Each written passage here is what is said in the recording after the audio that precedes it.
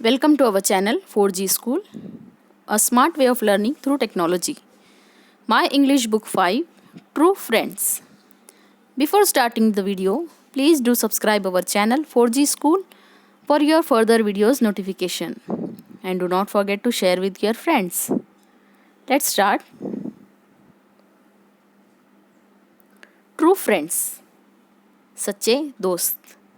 Look at the picture, listen carefully and read aloud. तस्वीरें देखिए, गौर से सुनिए और बुलंद आवाज़ से पढ़िए. देखिए बच्चों, आज जो हम कहानी पढ़ने जा रहे हैं ये कहानी की एक किस्म है. इसे पिक्चर स्टोरी कहा जाता है. यानी कि जिस तरह कॉमिक्स में होते हैं, आजकल तो आप मोबाइल की दुनिया में गुम हैं इसीलिए आपने किताबें बहुत कम पढ़ी होंगी, लेकिन ये कहानी लिखने का एक क़दीम तरीक़ा है जिसमें तस्वीर के ज़रिए बताया जाता था कि जुमला सामने वाला कैसा बोल रहा है. इसे तस्वीरी कहानी या फिर पिक्चर स्टोरी भी कहा जाता है. इसमें बोलने वाले के जुमलों को, ये आपको जो दिखाई दे रहे हैं ये ऐसे गोल गोल, ये डायलॉग बॉक्स कहते हैं इसे. यानी जिसने जो जुमला कहा है उसके ज़रिए कहा गया जुमला डायलॉग बॉक्स में लिखा जाता है.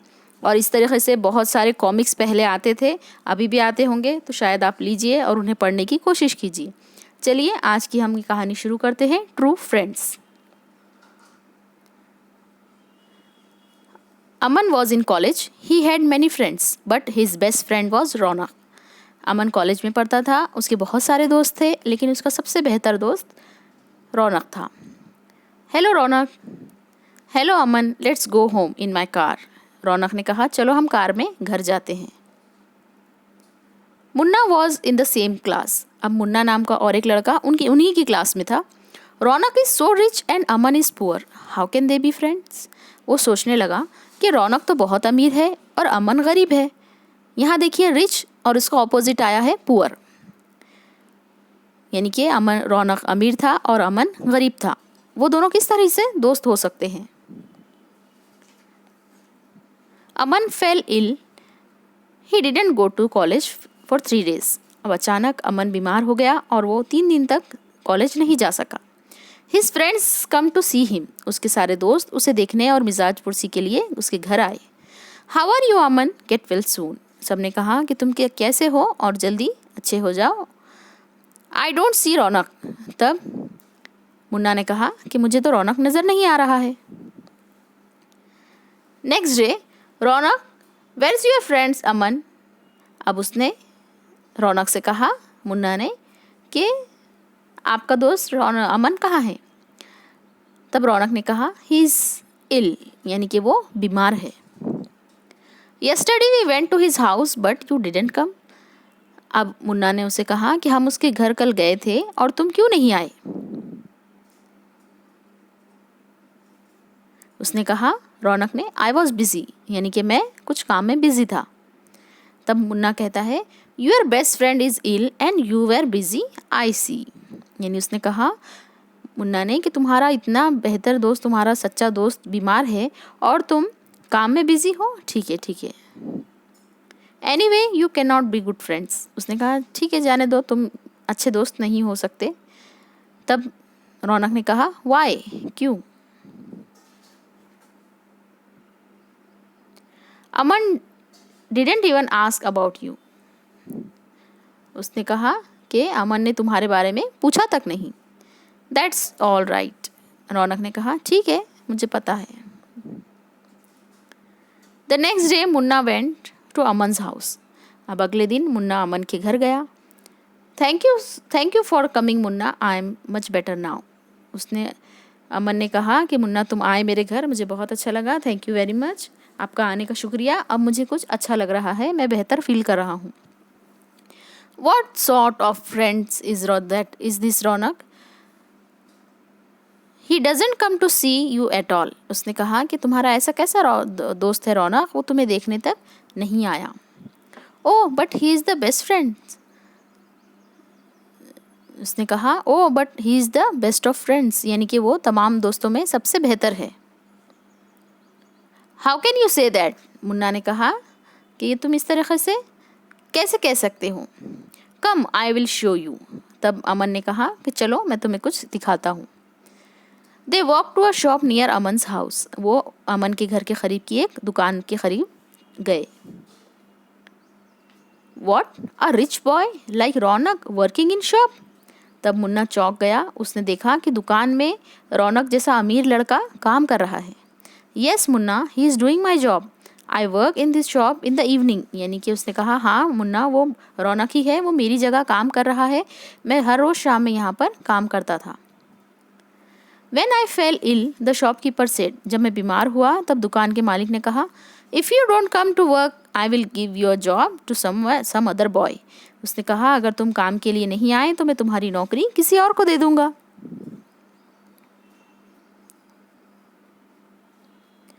Don't worry, Aman. I will do your work for you. You can go back to your work when you are better. Go home and rest. उसने कहा, रौनक ने ये मन की बातें सुन ली और उसने कहा कि तुम फिक्र मत करो, मैं तुम्हारा काम करूँगा और जब तुम अच्छे हो जाओगे तब तुम वापस से अपने काम पर चले जाना। Raunak comes out of the shop. इन दोनों की बातचीत के दौरान रौनक दुकान से बाहर आता है। Hello Munna, here's your money. Aman, यानी उसने मुन्ना को हेलो कहा और अमन के हवाले कुछ पैसे किए और कहा, ये तुम्हारे पैसे। But you did the work Raunak. Aman ने कहा कि हाँ मैंने काम किया है। I did the work for you Aman. Aman ने कहा कि क्या तुमने ये पैसे काम करके कमाए हैं? तब रौनक ने कहा, हाँ मैंने काम किया है। Now I am better, I will go back to work tomorrow. उसने कहा अमन ने कि मैं अब अच्छा बेहतर फील कर रहा हूँ, मैं अच्छा हो चुका हूँ, अब मैं कल से काम पर वापस आ जाऊँगा। Thank you Raunak, you have shown me what true friendship is. उसने कहा मुन्ना ने कि थैंक यू वेरी मच रौनक, तुमने मुझे बताया कि ट्रू फ्रेंडशिप, सच्ची दोस्ती क्या होती है। अब देखिए आपको है question answers. Enact the story, इस कहानी को ड्रामाई अंदाज में पेश करना है। Tell the story in short your mother tongue and write down, इस कहानी को अपनी मादरी ज़बान में मुख्तसर अल्फाज में लिखिए और कहिए। Using your own ideas make and right at least 3 other phrases like the following, यानी कि आपको अपने ख्याल के हिसाब से कुछ आइडिया इस्तेमाल करके हर एक के बारे में 3 फ्रेजेस लिखना है। यहाँ आपको उन्वान दिए हुए हैं, my car, your friend, Aman's house, his money, her book, its tail, our school, their team, boys hostel. इसमें से आप किसी भी एक टॉपिक का इंतखाब करके उसके बारे में 3 फ्रेजेस लिख सकते हैं। जैसे कि देख लीजिए, my car is very beautiful, my cars colour is red, I love my car या आई लाइक माई कार। इस तरीके से आप कुछ सेंटेंस भी बना सकते हैं या फ्रेजेस भी बना सकते हैं। आइए अगले सवाल की तरफ बढ़ते हैं। खाली जगहों में मुनासिब दिन और तारीख लिखिए। यहाँ पर आपको fill the opposite dates, appropriate dates and days, यानी कि आपको डेट्स और डेट्स दिए हुए हैं, आपको उसने मुकम्मल करना है। यहाँ पर देखिए, yesterday, today and tomorrow. Yesterday यानी गुजरा हुआ कल, टुडे यानी कि आज, और टुमारो यानी कि आने वाला कल। अब देखिए यहाँ पर आज है 30 अप्रैल, तो गुजरे हुए दिन में कौन सी तारीख होगी और आने वाले दिन में कौन सी तारीख होगी, आपको यहाँ पर लिखना है कॉलम में। दूसरे कॉलम में डेज ऑफ द वीक, यानी हफ्ते के दिन, यस्टरडे, टुडे एंड टुमारो। अगर टुडे आज मंडे है तो गुजरे हुए यस्टरडे में कौन सा दिन था और आने वाले कल में कौन सा दिन होगा, आपको ये एक्टिविटी करनी है। देखिए यहाँ पर इसका हमने सोल्यूशन बताया है। If today is 30 April then yesterday there was 29 April and tomorrow there will be 1 May। इसी तरीके से 12 जनवरी यस्टरडे को थी तो टुडे 13 जनवरी होगी और टुमारो 14 जनवरी। अगर टुमारो 7 सितंबर है, 7 सितंबर है, today there will B 6 September and yesterday 5th September. Days of the week, yesterday if Sunday, then today Monday and tomorrow will be Tuesday. If yesterday was Wednesday, then today Thursday and tomorrow will be Friday. And if tomorrow will be Saturday, then today is Friday and yesterday was Thursday. So this is the solution of your activity. Fill in the appropriate dates and days. इसे आप मुकम्मल कीजिए और समझिए, क्योंकि ये आपको रियाजी, उर्दू और ज़िंदगी के हर उसमें काम आने वाली चीज़ है। नेक्स्ट क्वेश्चन देखते हैं हम। Find and underline the following words on pages 22 to 24।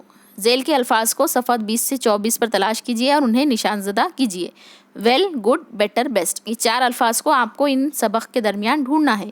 इसके बाद का क्वेश्चन भी हम देख लेते हैं। Find the opposite of the following from pages 22, यानी कि वही 22 और 24 सफ़े से आपको इन अल्फाज के ऑपोजिट वर्ड हमने सबक के दौरान ये आपको बताए थे, रिच, पुअर, उस तरीके से ढूंढना है। चलिए देखते हैं।